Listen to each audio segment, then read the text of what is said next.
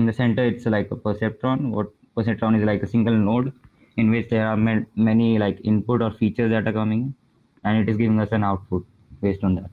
There's a plus one. Plus one is for the bias because we don't want our network to look like learn or like wrote the actual information that we are feeding to it. We want it to like adapt to the scenarios and then learn how to like give an output.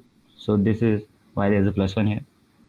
And then secondly, this is the like the structure of the neurons in our brain. Like every neuron is connected to each other and is passing information to one another and like to make a body function properly. Then the first problem that comes forward when we are looking into neural networks is like binary classification.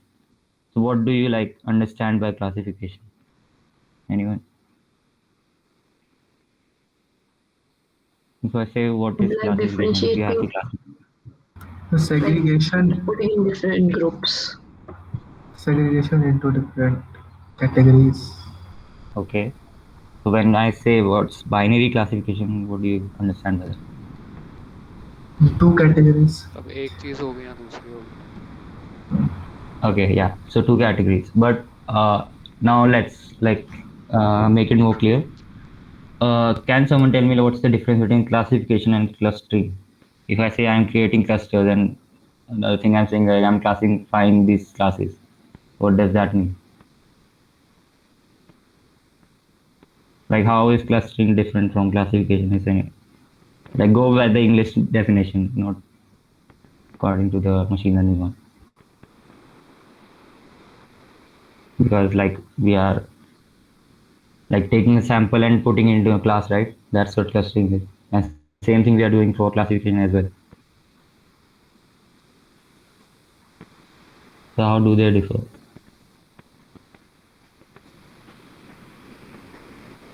So I'm not really sure, but clustering usually comes under the unsupervised learning, if I'm right, and the classification comes under supervised learning. Okay. Like Right. on the Okay. basis of their English definition, what do you think about them? Like classification and clustering. Clustering Just सब on the like basis data of को their English divide English कर देना. definition. Hmm? तो like data को divide कर देना छोटे छोटे groups में फिर test कर. Yeah. Okay. So like that's the correct definition, like dividing the data into smaller groups and then like giving them labels. That's clustering. And that's why it comes under unsupervised learning because we don't have labeled data for that. And as we have discussed, like what's the tag data and what's untagged data earlier. So this is the basic definition of classification and clustering. In classification, we already have like mentioned like this image belongs to this. Then we are training on it. So that makes it a lot easier to like train a model or a neural network to behave in that way. Okay, so examples are like either for checking if an email is a spam or not. So there are two classes, spam, not spam. That's a binary classification. Same is for ads as well. Whether you click the ad link or not, you didn't click the ad link. So these are the two classes. Okay, so binary classification is a logistic regression problem. By logistic regression, what do I mean is uh, the value is either 0 or 1, or it's like a probability between 0 and 1. Do you understand that?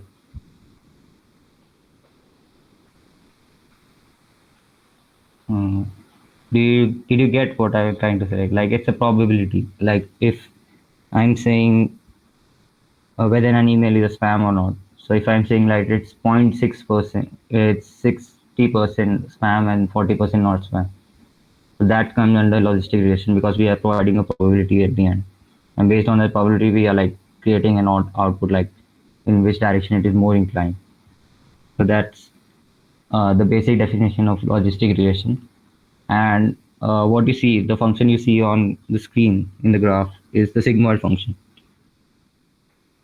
It's an important function because when there are two classes, it is able to like help us get an accuracy for these classes in the range of 0 to 1. But as soon as you apply it to multi classes, it fails because it has been trained to work on like two classes only. Because as you can see, if there are more than one class, it can give like, let's take an example, spam, not spam, maybe spam. So it is giving 60% spam, 40% not spam, then it's also giving 30% maybe spam. So it doesn't make sense that how can it be maybe spam when it's saying 60% is spam. So so that's like the basic sigma function that we use to get the output of logistic regression. Then the next thing comes into play is loss function, as we have like talked about loss function earlier as well. What loss functions are? It's to create like decrease the gap between the actual output and the predicted output. So as we learned in linear regression, there was the mean square error that we used there, but here we can't use that because if we use a mean square error here, there would be like multiple local optima there that would be present. So global optima wouldn't be reached, and that's the major issue with that loss function. So here we are using another loss function. As you can see, it's like y log y hat. Y hat denotes the output that the model is giving. Y is the actual output, and like y hat always denotes the predicted output. So there's a special thing about this loss function that when the value of y hat is one, uh, its value is like minus y log y hat, and for when y hat is equal to 0, it like becomes 1 minus y log 1 minus y hat. So when we combine it and what we can say, uh, create the cost function out of it over the whole data set, it becomes like this. The minus 1 is because there's minus in the loss function as well. There's some typo here. So it should be like minus and whole of y log y hat plus 1 minus y log 1 minus y hat. So this is the cost function that we'll be using to, and it's the cost function allows us convex optimization. What we mean by convex optimization is that we are minimizing the cost function rather than increasing. So, and that's what we want actually, because we want a model to be like more accurate and there should be very less loss of data. So yeah, that's why we are using this loss function. Secondly, when we are training on a single training example, then m becomes equal to 1, and then we get the normal like loss function out of it. But when we are training upon m training samples, then it becomes tricky because the value of cost function would change at every batch, or you can say, by what I mean batch here is like we are at each iteration of training, we are sending it like m samples to train on. That's what batch means. So it changes accordingly. Is this function clear?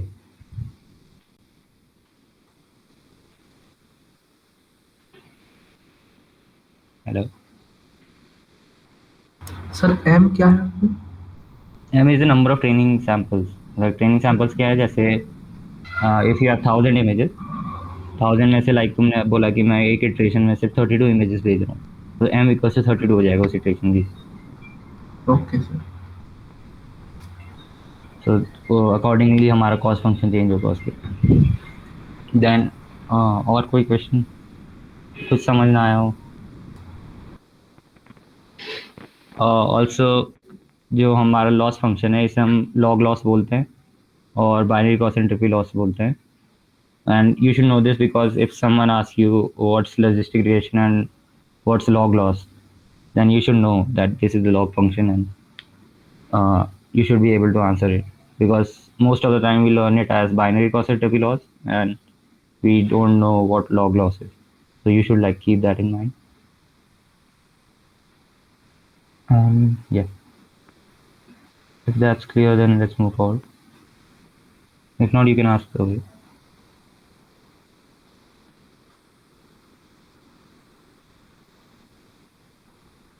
It's clear? I think. Okay, so why did we like get into deep learning? Because Earlier when we were using machine learning and extracting features on our own, it was like the performance could be increased to a certain point, then it became stagnant. But with deep learning, as we know that in deep learning, it extracts features on its own and like tries to get better features out of the data that you have given. The performance keeps on increasing based on the techniques we use to increase it or how we tune the models and everything. So also it's important like the amount of data that we're giving to the algorithms also affects the performance of the algorithm. As we know, like for deep learning, we need tremendous amounts of data, and it helps in increasing the performance of the deep learning model. Whereas in machine learning, it wasn't that uh, what we can say necessary because we were extracting features on our own and hard coding the feature extraction process. So it was like at some amount of data we could achieve that performance, but after that it became the performance became stagnant. Uh, yeah, this is learning from tag data, and yeah, so is this clear?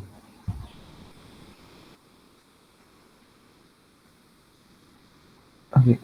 So multi-output perceptron. What is a perceptron? I told you like in the previous slides. The yellow circle or the orange circle you are seeing, it's a perceptron. Like it's taking multiple features in and giving us an output. That's a perceptron. So when we say multi-output perceptron, there are multiple perceptrons that are giving output based on the inputs. So the basic like maths behind it is like Zi is the like perceptron value that we'll get before applying the loss cost function on it. So Zi is like what W means. What W is the weights. What we mean by weights is like the length, the strength of the bonds between X and Z values is what we call weight. Like as you can see, like X1 is being connected to Z1 as well as Z2. So the bond between them, the strength of the bond between them is denoted by the weight. Uh, is that clear? What we mean by weight? Again, doubt. No.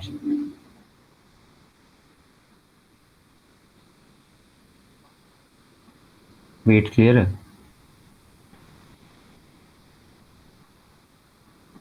Okay. Okay, so the nomenclature here is like for every zi value, we are like taking the weight from the starting point to the current z value. Like W0 would be like when the inputs were gaming, there are weights initialized at that point. As soon as the process of input starts, the weights are initialized, and so W0I would be like from the starting till this the I value. What were the weights? What was the strength of the bond till then? Then after that, the summation of J1 to M just stands for like there are x1 to xm values. So for every xj value, there has to be like a dot product between the weights from that what we can say x node to the z node, right? Like for example, let's take z1. So for z1, the equation will become wz1 plus summation 1 to m x xj wj1. So that means like it would turn out to be something like this. You get this? It would be like z2 w02 to x1 w12 plus x2 w22. Then the arrows that we are showing in blue depicts that summation part. We are creating a dot product and then adding it to the as an output to of z2. Do you understand that? This is the like basic equation that is behind a neural network. Is this clear?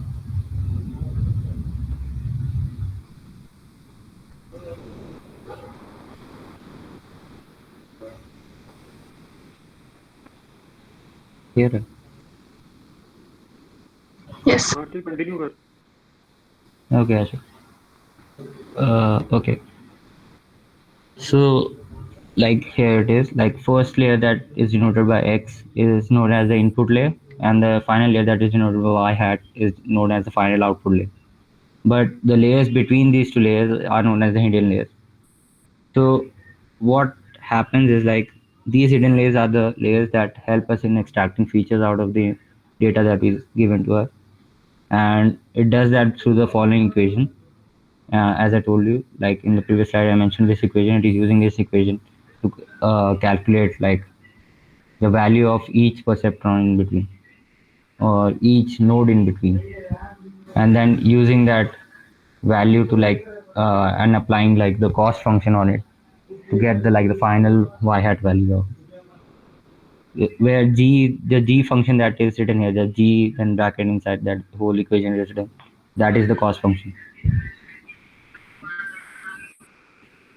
Is it clear?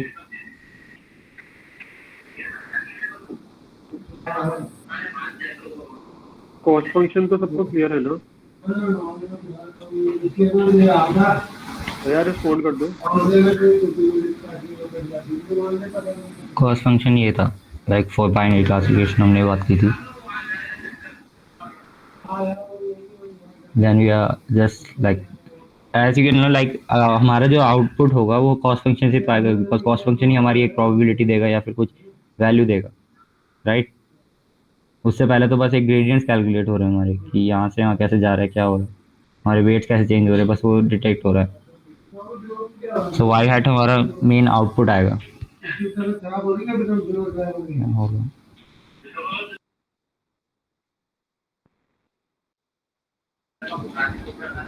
Okay.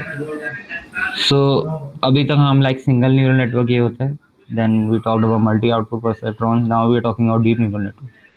और deep neural network क्या होता है, like rather than having a single hidden layer we are having multiple hidden layers. So वहाँ पर हमारी equation थोड़ी सी change होती है, like rather than xj we get like the cost function of each like hidden layer we're getting, like for zk1 there would be a value that we get out of the cost function. So उसे हमें weight से multiply करना पड़ेगा rather than, because that would be like the input for the successor layer, right? अगर कोई first layer जो है वो ऐसे इनपुट काम करेगी सेकंड लेयर के लिए, ऐसे सिमिलरली सेकंड वाली जो होगी वो इनपुट काम करेगी थर्ड लेयर के लिए. तो इसलिए हमारे कॉस्ट फंक्शन की जो वैल्यू आएगी वो हमारे एक्ट करेगी इनपुट आगे वाली लेयर्स के लिए. तो that's like basic like differences. ये क्या है, ये क्लियर है? Yes sir. ओके. मैं इसलिए बोल रहा हूँ because when we are talking about deep neural networks, अगर तुम कोई इंटरव्यू देते या कुछ भी करते हो तो तुमसे कोई इक्वेशंस पूछ सकते हैं, तुमसे पूछ सकते हैं कि क्या कॉस्ट फंक्शन क्या होता है, ये सब क्या होता है. तो दीज आर इंपॉर्टेंट थिंग्स तुम्हारे बेसिक्सली. अब हम बात करते हैं कि एक एग्जाम्पल प्रॉब्लम है, will I pass this class. So हमारे इनपुट 4 और 5 है जैसे. So if you pass it to x1 and x2 we get the predicted value as 0.1, whereas the actual value is 1, right? So like you can see according to the predicted value, of course I'm going to fail, but actual value is that it should pass. So what happens is like it isn't necessary that after sending in like the huge amount of data that we have we'll get like the best result possible. It will like most of the time it will be like not that great, and we would have to like optimize it and get better results. So before optimizing it we have to like detect what's the loss in it, and by what there are different kind of loss functions there are. First is like what we call is a quantifying loss. Quantifying loss is like for a single input that we have, we are sending it to network and then getting a predicted value. Then so what's happening is like we are just feeding the output of a single input and like then comparing it with the uh, actual output. So the difference between two would be like the quantifying loss or the loss function. We'll use the loss function mentioned here. Like if you're talking about binary classification, we'll feed this instead of y hat we'll be having that function, whole function of it, and with the y we'll be having the actual output and then we'll getting a value out of it. That will be the loss incurred, quantifying loss incurred for one sample. Is it clear? ये clear होना चाहिए because there are different kind of losses and कोई कुछ पूछेगा तो तुम्हें पता होना चाहिए क्या होता है. समझ आ गई?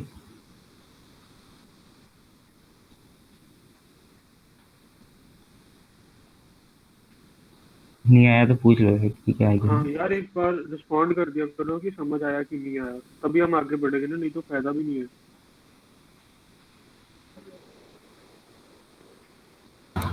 हाँ सर आ गया. Okay. So next one is the empirical loss. Empirical loss क्या होता है? हमारा entire data set ले लेते हैं हम. जैसे अगर कुछ m samples है तो पूरे m samples के अंदर ऊपर हम पूरा अपना loss calculate कर रहे हैं. तो सिंपल है कि हमें हर loss को ऐड करना है. जैसे फर्स्ट वैल्यू का लॉस कैलकुलेट किया, सेकंड का ऐड किया, सबका ऐड करना है, सबका समेशन निकालना है, देन उसको बस डिवाइड करना है पूरे sum of like total number of data points से.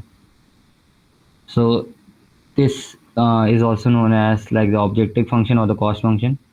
लॉस हमारा सिंगल उसके लिए होता है, लाइक सिंगल डेटा एंट्री के लिए होता है, वेयर एज कॉस्ट फंक्शन हमारा पूरे डेटा सेट के ऊपर होता है.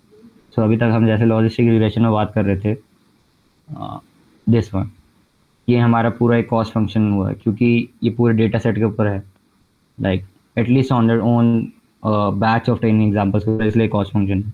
Where this is a loss function क्योंकि ये एक ही इनपुट के ऊपर है, एक इंस्टेंस ऑफ डेटा के ऊपर है. सो ये क्लियर है, लाइक एम्पेरिकल रिस्क भी बोलते हैं इसे. So these are the like different name that you should know. Objective function क्या होता है, कॉस्ट फंक्शन क्या होता है, या फिर एम्पेरिकल रिस्क क्या होता है. अगर पूछें तो तुम्हें पता होना चाहिए कि loss over the whole data set is not as this. I think this is quite simple hero. Okay, so next जो मैंने बोला था बाइनरी कॉस्ट एंट्रोपी लॉस, जो हमने अभी तक देखा था लॉजिस्टिक रिग्रेशन के लिए, उसे हम बाइनरी कॉस्ट एंट्रोपी लॉस बोलते हैं. कॉस्ट एंट्रोपी लॉस क्या नहीं होती, can be used in model that output a probability between 0 and 1. अब तुम पूछोगे लाइक कि हमें ज़रूरत क्या है कि out probability between 0 and 1. The main reason for that is कि कभी कभी ऐसा होता है कि like in the case of medical field, if you classifying between like take an example of cancer, there are two type of cancer, malignant and benign. So if you are like giving us a result like 0 or 1, if you're saying that the cancer tumor is like active or malignant, you're saying it's 1, but instead it's the probability was like 60%. So it isn't necessary that it will be like so harmful in the future. It can be treated, right? So this is where probability comes into play. We have to get the actual probability value of the input. So that's why like we are using cross entropy loss. ये वही same function है जो हमने पहले पढ़ा था, like log loss जिसको बोल रहे थे हम. Is this clear?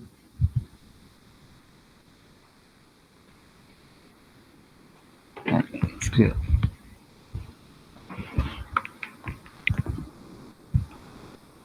Clear. So mean squared error loss क्या है, लाइक हमने लीनियर रिग्रेशन में एक लॉस पढ़ा था, वो मीन स्क्वायर्ड एरर लॉस था. इन क्योंकि उसमें क्या होता है, like mean squared error loss होता है, we get output as like continuous numbers, real numbers. अगर हमें कोई सीरीज ऑफ और सीक्वेंस ऑफ नंबर्स चाहिए, then we are using mean squared error loss. क्योंकि क्या होता है कि लॉग हमारे डिटरमाइन करता है, हेल्प करता है प्रोबेबिलिटी डिटरमाइन करने में, वेयर एज जब हम इसमें स्क्वायर लगा देते हैं, that is helps us in like predicting the closeness of the value from the actual value. तो हम सीक्वेंस ऑफ डेटा के लिए हम हमेशा mean squared error loss use करते हैं. Is that clear?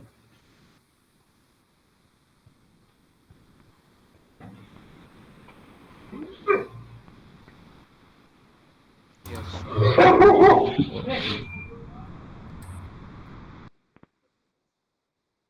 क्लियर है ना? हाँ कंटिन्यू कर। Okay,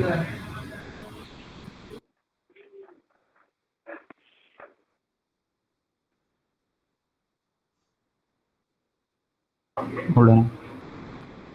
Okay, so next thing is like loss optimization. This is the actual like stuff that we have to like look into. अभी तक हमने क्या करा है, हमने लॉस कैलकुलेट किया है, पर अब उसे ऑप्टिमाइज कैसे करेंगे? हमारा क्या हो सकता है कि जो लॉस हमें पहले इपॉक में मिला है वो इतना ज़्यादा है कि we can our model can't predict the right value इतनी है, so we have to like optimize it. So optimisation से क्या मतलब होता है, हमारे जो वेट्स होते हैं, वेट्स को हम जितना अच्छे से ऑप्टिमाइज करेंगे उतना अच्छा आउटपुट हमें इन दी एंड मिलेगा, क्योंकि इन दी एंड हमारा जो लॉस आ रहा है वो वेट्स पे डिपेंड कर रहा है. सो हमें अब ऐसा मैंने बता दिया था कि हमारी कॉन्वेक्स प्रॉब्लम ऑप्टिमाइजेशन में हम काम कर रहे हैं, तो हमें लोएस्ट लॉस चाहिए. सो उसके लिए हम क्या करते हैं कि हमारा नॉर्मल जो डब्ल्यू स्टार फंक्शन है उसमें क्या करते हैं, आर मिनिमम मतलब क्या है कि उसको हम लोग उसकी लोएस्ट वैल्यू निकालने की कोशिश कर रहे हैं for the whole data set. तो सिंपल फंक्शन लॉस फंक्शन के अंदर हमने उसकी अपना क्या है, ये आउटपुट जी जो हमने इक्वेशन पढ़ी थी जी वाली, उससे जो आउटपुट मिल रहा है हमें यहाँ पर, इसको हमने भेजा हर इटरेशन, हर स्टेप के लिए, हर नोड के लिए, and then we are calculating that loss for each sample, and then we are adding it and calculating the like cost function over the whole back, and then we trying to minimise it. So in the end जो हमारे cost function का जो minimise कर पाएंगे हम जितना ज़्यादा, उससे हमारे डब्ल्यू स्टार की वैल्यू मिलेगी, and that would be like the actual result that we are expecting.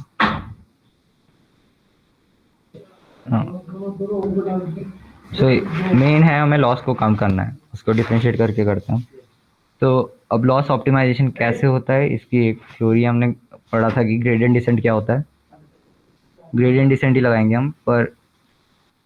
Okay, so first step है क्या कि हमने सबसे स्टार्टिंग में मैंने बताया कि जब स्टार्ट होता है हमारा कोई न्यूरल नेटवर्क में इनपुट आते हैं तो वेट्स इनिशलाइज होते हैं, तो रैंडमली इनिशलाइज करते हैं हम उन वेट्स को. सो पूरे ये जो हमने मैप बनाया हमारे कॉस्ट फंक्शन का, इसके ऊपर वेट्स कहीं भी हमने रैंडमली इनिशलाइज किए. देन सेकंड है हमने उसका ग्रेडियंट निकाला. ग्रेडियंट क्या होगा कि उसका पॉजिटिव होगा या फिर अपर स्लोपिंग होगा या डाउनवर्ड स्लोपिंग होगा, उससे हमने ग्रेडियंट निकाला. ग्रेडियंट निकालने आते हैं ना सबको, लाइक डिफरेंशिएशन आता है ना. सबने पिछला लेक्चर सबको क्लियर था ना, मतलब And- ग्रेडियंट का कंसेप्ट सबको क्लियर है ना, तो बता दो. ग्रेडियंट हाँ, क्लियर है. continue करो. ओके, एंड डेल का मतलब होता है पार्शियल डिफरेंशिएशन कर रहे हैं, कि differentiation on the basis of like W value के ऊपर डिफरेंशिएशन कर रहे हैं. सो उससे हमारा ग्रेडियंट निकलेंगे. Then the next step is like we take the step in the opposite direction of the gradient. Like rather than हमारा ग्रेडियंट हमें बोल रहा था कि ऊपर जाओ, लेकिन हम क्या करेंगे, हम उसके ऑपोजिट डायरेक्शन जाएंगे, हम नीचे चल जाएंगे. तो this will help us in like going towards the minima. Sir हम ये प्रोसेस रिपीट करते रहेंगे जब तक हमारा ग्लोबल मिनिमा तक नहीं पहुंचेगा. That's the basic like the theorem है हमारी. तो ये हमारी एल्गोरिथम है ग्रेडियंट डिसेंट की, जो हमने पिछली बार पढ़ी थी. लाइक इनिशियलाइज कर देते हैं हम वेट्स, फिर उसे हम करते हैं कि एक ग्रेडियंट से कैलकुलेट करेंगे, देन हम उसे अपडेट करते हैं weights by subtracting like the learning rate multiplied with the gradient from the weights. This helps in like decreasing the value of the weights and going towards the minima. ठीक है, तो ये हमारे basic algorithm है जो हमने पिछली बार ही पढ़ी थी. तो एक्चुअली अगर तुम्हें विजुलाइज करना है तो ऐसे हो रहा है वो, like we are initializing, then we are computing gradients, then we are going taking a step in the opposite direction, और एंड द एंड हम उसे ग्लोबल मिनिमा तक ले जा रहे हैं. ये क्लियर है?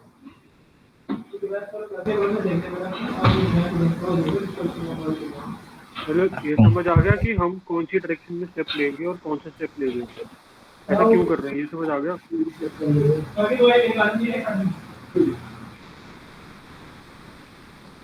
आई थिंक इट्स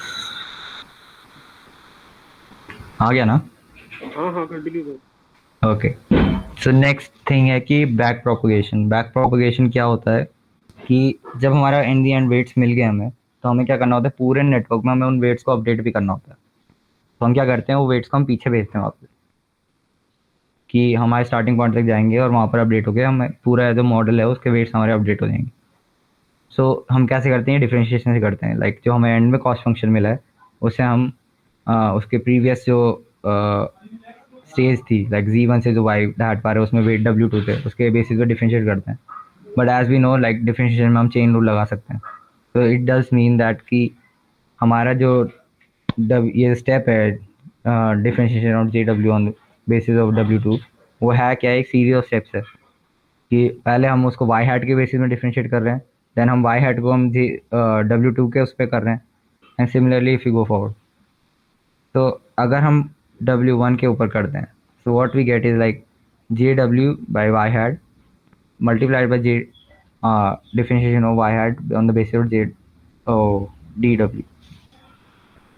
सो इससे क्या होता है, हमारे कॉस्ट फंक्शन का हमें वो मिल रहा है कि कितना ग्रेडियंट चेंज आया है। ऑल्सो हमें ये भी पता चल रहा है कि हमारे जो मिड स्टेप है वो भी खुद अपडेट हो रहे हैं। So if you are going forward, अब हमने जैसे इससे पहले क्या था, हमने W1 के ऊपर करा था कि हमने एक स्टेप तक निकाला था कि del y hat by del W1 तक निकाला था। अब अगर उससे फर्दर हम देखना चाहें कि उससे पीछे भी कुछ हुआ है, तो उसमें हम देख सकते हैं कि वो डेल C1 को भी अपडेट कर रहा है W1 के हिसाब से। तो that means like the weights of W1 are also getting updated. This is back propagation कि इन दी एंड जो हमारा वेट्स होंगे, ये जो फंक्शन है हमारा कॉस्ट फंक्शन, वो हमारे वेट्स के बेसिस पे अपडेट हो रहा है। और तब इन दी एंड हम पूरे जो वेट है नेटवर्क है उन्हें हम अपने लर्निंग रेट यूज़ करके उसे अपडेट कर देते हैं, उसे क्लिप कर देते हैं थोड़ा। तो ये समझ आया ये प्रोसेस क्या है?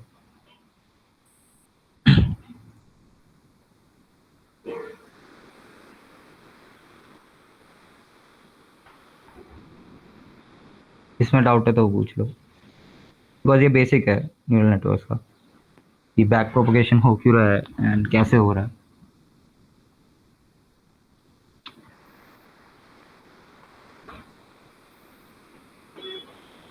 एक बार बैक प्रोपोगेशन बताओगे, तुम लोगों को पता है लाइक उसका मीनिंग क्या होगा?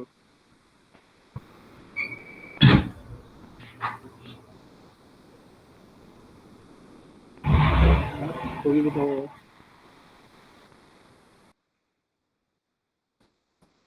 बैक प्रोपगेशन से क्या समझ आ रहा है तुम्हें? इंग्लिश सर में लिखा है। सर सारे वेट्स को अपडेट करना कॉस्ट फंक्शन को देख के। ओके, इस who said like एक क्वेश्चन आया Ayushman, in case what will happen if we go forward instead of backward. अगर तुम फॉरवर्ड जाओगे तो क्या होगा कि तुम्हारे जो पूरा क्या हो रहा है कि तुम्हारा ये न्यूरल पूरा नेटवर्क है लाइक XZ1 Y हैट। सो अगर तुम उसको पीछे अपडेट नहीं करोगे तो नेक्स्ट इटरेशन में क्या होगा, जो वेट्स होंगे वो पुराने वेट्स ही हैं। तो उसमें अगर तुम नया डेटा भी दोगे तो इंडियन तुम वहीं पहुंच रहे हो ना, कुछ तुम्हें चेंज तो मिला ही नहीं ना, तुम्हारी एक्यूरेट परफॉर्मेंस तो बढ़ी ही नहीं if you are not back propagating. Yes sir, समझ समझ में? में आ गया सर। Yes sir. हाँ, सो बैक प्रोपगेशन इसलिए करते हैं कि लाइक जो नेक्स्ट इपॉक आए या फिर नेक्स्ट इटरेशन आए उस पे हमारे जो वेट्स हो नए हों, और जब उनको ट्रेन करें हम तो कुछ हमें नई परफॉर्मेंस मिले या कुछ बेटर मिले या वर्स मिले, कुछ तो चेंज है। मतलब क्योंकि अगर सेम चीज को ही करेंगे तो उससे कोई बेनिफिट भी नहीं होगा। ठीक है।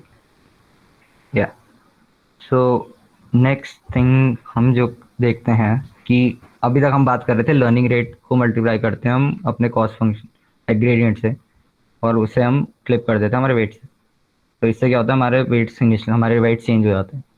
बट व्हाट अबाउट लाइक कि हम कैसे डिसाइड करें कि लर्निंग रेट कौन सा लें? अब क्या है कि जितना बड़ा लर्निंग रेट होगा उतना हमारा वो हो जाएगा, अनस्टेबल हो जाएगा मॉडल। लाइक जितना बड़ा होगा उससे क्या होगा कि ऐसा हो सकता है कि तुम्हारा जो ग्रेडियंट आया है और लर्निंग रेट आया वो मल्टीप्लाई हुआ और उसकी वैल्यू हमारे वेट से ज़्यादा होगी। तो उससे क्या होगा, वो डाइवर्ज होने लग जाएगा, rather than like converging to the minima, वो ऊपर जाने लग जाएगा, उससे दूर जाने लग जाएगा। तो लर्निंग रेट्स को हमें ऐसे रखना है कि वो अडेप्ट करें हमारे एल्गोरिथम के हिसाब से। अगर स्मॉल लर्निंग रेट करोगे तो बहुत स्लोली कन्वर्ज होगा, और ये भी पॉसिबल कि अगर लोकल मिनिमा आता है कोई तो वहाँ फंस जाए। Like in this case if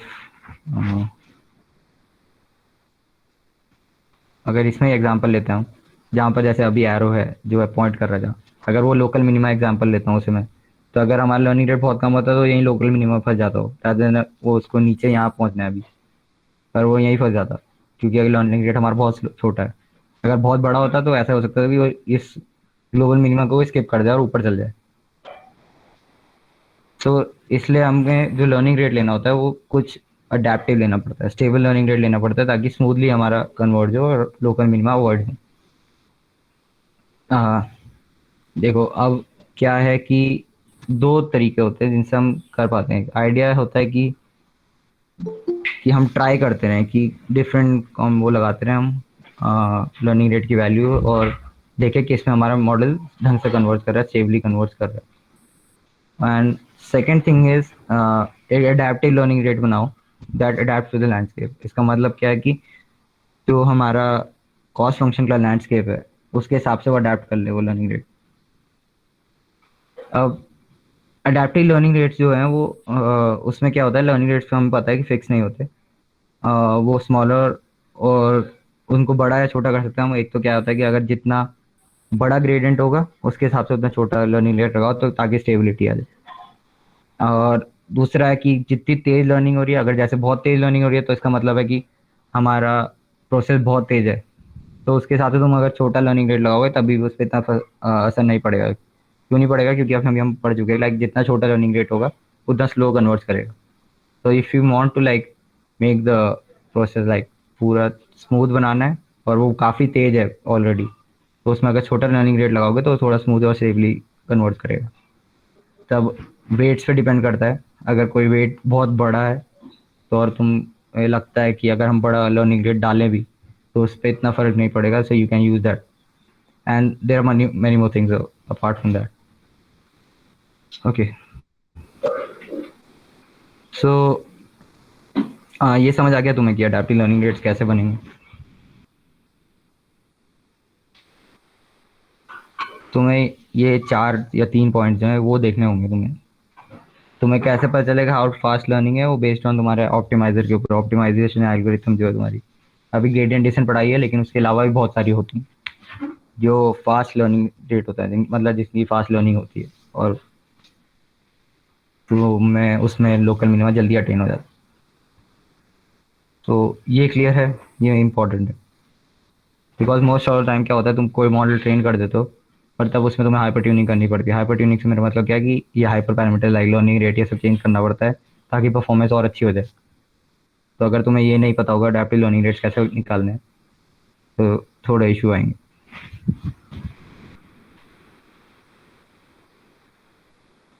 clear है ना? हाँ सर। ओके ओके, अब क्या है, नेक्स्ट थिंग होती है एक्टिवेशन फंक्शन। एक्टिवेशन फंक्शंस क्या होते हैं कि तुम्हारे जो वैल्यूज हम पास हो रही है पर सेट्रॉन हर नोड पे, उन्हें हमें आगे भेजना पड़ेगा। आगे भेजने के लिए क्या होता है कि हमने अभी तक पढ़ा था कि बेस्ट फिट लाइन एक चीज़ पढ़ी थी हमने लीनियर रिग्रेशन में। पर क्या होता है, बेस्ट फिट लाइन क्या करती है, वो थोड़े केसेस मिस भी कर देती है। लाइक ऐसा पॉसिबल है कि कोई वैल्यू अगर वो बता रही है तो वो काफ़ी दूर भी हो ओरिजिनल वैल्यू से। पर एज वी नो लाइक हम न्यूरल नेटवर्क यूज़ कर रहे हैं, तो हम चाहते हैं कि वो खुद लर्न करे और जितना क्लोज हो सकता है उतना क्लोज आए हमारे डिजायर्ड आउटपुट के। तो उसके लिए क्या करते हैं कि जो वैल्यूज़ आती हैं हम पे, लाइक जो आउटपुट्स आ रहे हैं, उन्हें हम एक्टिवेट करते हैं। एक्टिवेट का मतलब क्या? उन्हें एक मैथमेटिकल इक्वेशन से पास करते हैं ताकि वो आ, हमारे एक डिज़ायर्ड लाइक वैल्यू के क्लोज आ जाएं। फॉर एग्जांपल एक्टिवेशन नॉन, देखो अभी बेस्ट फिट लाइन क्या है, वो लीनियर सोल्यूशन है कि एक स्ट्रेट लाइन है, उसके ऊपर है तो इस क्लास को है, इसके नीचे है तो इस क्लास को है, सिंपल ही है। पर अभी तक हमारी ये है। तो अब क्या है कि जैसे ही इसमें लो, इसमें क्या है, हमारा डेटा बहुत स्प्रेड आउट है। अब अगर इसमें हम बेस्ट फिट लाइन निकालने की कोशिश करें तो क्या हो सकता है कि हमारी परफॉर्मेंस बहुत ड्रास्टिकली डिक्रीज होगी। पर अगर हम इसमें नॉन लीनियरिटी इंक्लूड करते हैं तो उससे क्या होगा कि जैसे तुम ग्रीन पाथ जो पॉइंट्स हैं उनकी बाउंड्री देख रहे हो, उसके अलॉन्ग वो एक लाइन बनेगी। It would be like non linear line. तो उससे क्या होगा, हमारा जो नेटवर्क होगा वो काफ़ी ज़्यादा प्रिसाइज होगा और काफ़ी अडेप्टिव होगा कि अगर ऐसा डेटा मिलता है तो हमें ये आउटपुट देना है। समझ आया नॉन लीनियरिटीज़ क्यों कर रहे हैं हम इग्लू? Yes sir. जैसे मैंने पिछले बताया था कि अगर लीनियर एक्टिवेशन फंक्शन यूज़ करते हैं तो एक सीधी लाइन बना देगा और ऐसा कुछ आउटपुट आएगा। कि इधर वाली ग्रीन है, उधर वाली रेड है, पर हमें दिख रहा है जैसे उधर भी बहुत सारे ग्रीन पॉइंट्स हैं जो मिस हो गए। अगर नॉन लीनियर बनाते हैं तो ऐसा कुछ बनेगा। तो या ये क्लियर है ना? तो आज के लिए तो हमें यही है, नेक्स्ट उससे हम वो शुरू करेंगे लाइक बैचेस क्या होते हैं, ऑप्टिमाइजिंग न्यूरल नेटवर्क कैसे करते हैं, बैच नॉर्मलाइजेशन, ये सब। हाँ ठीक है, फॉर टुडे हाँ अभी। सर, एक और या डाउट है, जो सेकंड वाला आपने दिखाया था सेकंड वाले पे, इसमें सर वो ओवरफिट नहीं करना है कहीं पर? कौन सा, ये वाला? सर इसके नेक्स्ट, हाँ इसमें राइट वाले पे। ओवरफिट नहीं कहलाएगा, ये ओवरफिट इसलिए नहीं कहलाएगा क्योंकि अभी हम क्या कर रहे हैं, हमें करना क्या है कि इन दी एंड हम चाहते हैं कि हमारा जो कॉम्प्लेक्स फंक्शन है, अभी क्या है कि कॉम्प्लेक्स फंक्शन ऐसे दिखेंगे तुम्हें कि तुम्हारे वैल्यूज जो होंगी वो ऐसा तो होगा नहीं ना कि तुम्हें आराम से मिल जाएंगी कि तुम उसको एक सीधी लाइन से डिफरेंशिएट कर पाओगे कि ये वाली ये इधर है, इधर क्लस्टर बन गया, इधर क्लस्टर बन गया। अब वो ऐसे डिस्ट्रीब्यूट होंगे स्पेस में।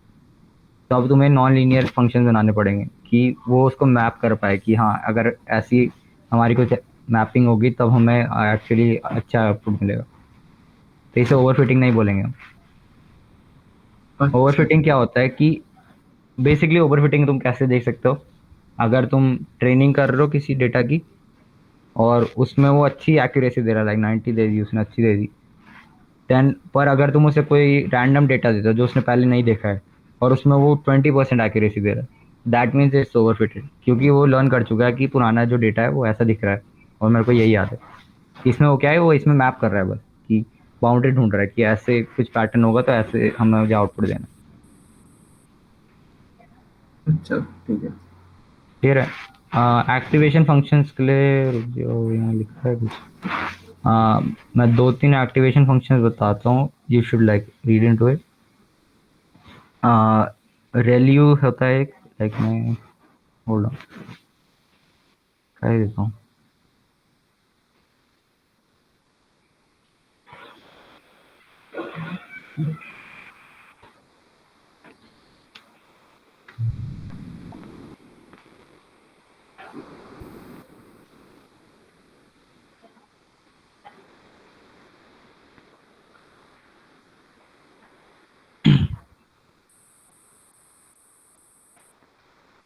ओके, मेरा अभी क्या पीडीएफ दिख रही है क्या?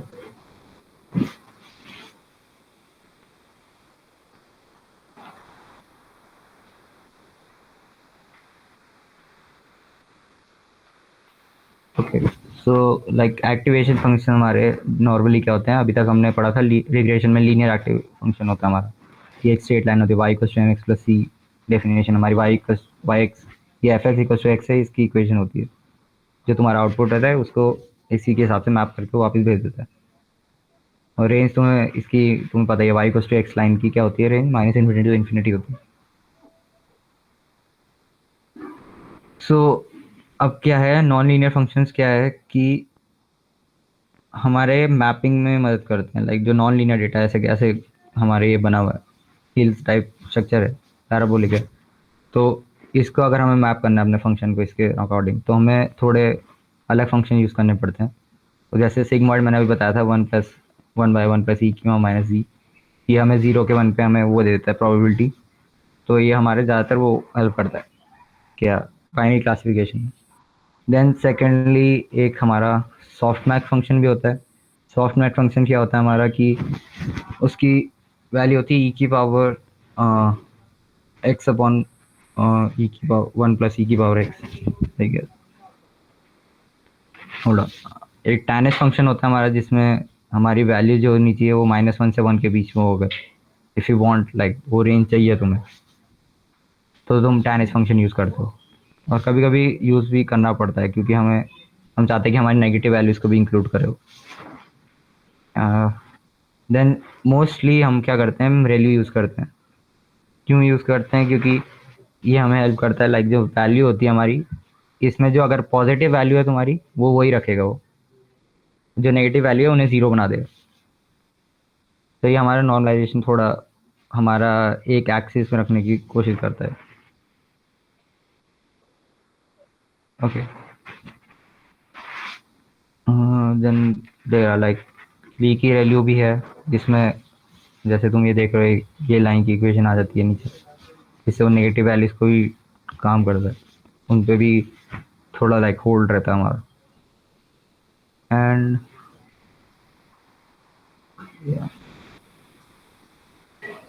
मैं लुकिंग फॉर लाइक वो मिल जाएगा मुझे सॉफ्ट सॉफ्ट मैक्स.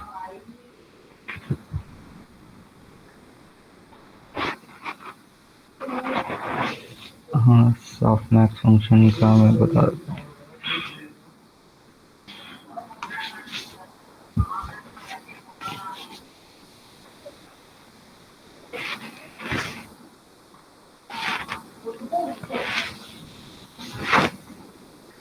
हाँ, ओके. सो अब क्या है कि हमें जैसे यहाँ पता है सिग्मॉइड फंक्शन हम यूज़ कर रहे हैं, तो ये क्या हेल्प करता है हमारी दो क्लासेस के बीच में डिफरेंशिएट करना पड़ता है 0 या 1 के बीच में. अब क्या है अगर हमें मल्टीपल क्लासेस हैं, जैसे ले लो कि कैट डॉग हॉर्स ये सब हैं, 3-4 ऐसे क्लासेस हैं. अब उनकी हर एक की हमें प्रोबेबिलिटी है हर क्लास की कि कोई इमेज अगर उसे फीड कर रहे हैं तो कितनी परसेंट वो कैट है, कितनी परसेंट डॉग है, ये सब चीज़ें हम. तो उसके लिए हम क्या करते हैं, सॉफ्टवेयर फंक्शन यूज़ करते हैं. उसकी इक्वेशन क्या होती है, like 1/1 plus e की पावर माइनस जी है इसमें. rather than that what we do is like e की पावर z डैश हमारा डिनोट कर रहा है कौन सी क्लास को बिलोंग कर रहा है. लाइक इट्स फॉर कैट, तो e की पावर कैट मतलब कैट वाली क्लास की data point upon summation of सारी क्लास e की पावर zi, मतलब सारी क्लासेस का समेशन एक्सपोनेंशियल. तो उससे क्या मिलेगा, हमें एक प्रोबेबिलिटी रहेगी हर क्लास की. अगर मैं फंक्शन दिखाना चाहूँ तो रुक जाओ.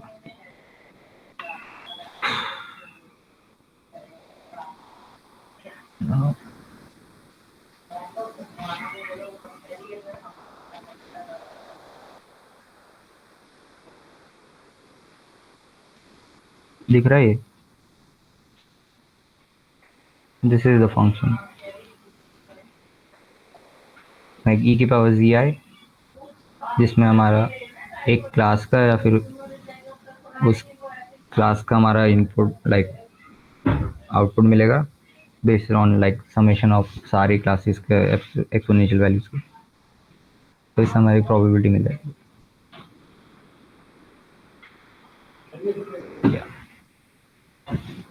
सो ये बेसिक्स था लाइक हमारे लाइक ये एक्टिवेशन फंक्शन ये सब का. नेक्स्ट क्लास से हम थोड़ा लाइक इन डेप्थ जाएंगे कि बैच नॉर्मलाइजेशन क्या होता है, बैच ग्रेडेंटेशन क्या होता है, मिनी बैच क्या होता है, और अलग अलग मैंने जो पहले बताई थी कि ग्रेडियंट डिसेंट अगर तुम मोमेंटम के साथ करोगे, जैसे एस बताई थी, तब एडम बताई थी, एडर डेल्टा बताई थी, ये सब एल्गोरिथम से थोड़ी ऑप्टिमाइजेशन एल्गोरिथम जो पता होनी चाहिए, और कैसे ये फिर हमारी परफॉर्मेंस को इंक्रीज करती हैं. ठीक है, तो इनकी मैथ्स थोड़ी है तो इसमें मुझे टाइम भी कम है. ओके, सो आई थिंक आज इतना ही करते हैं. आज की कोई डाउट है तो पूछ लो.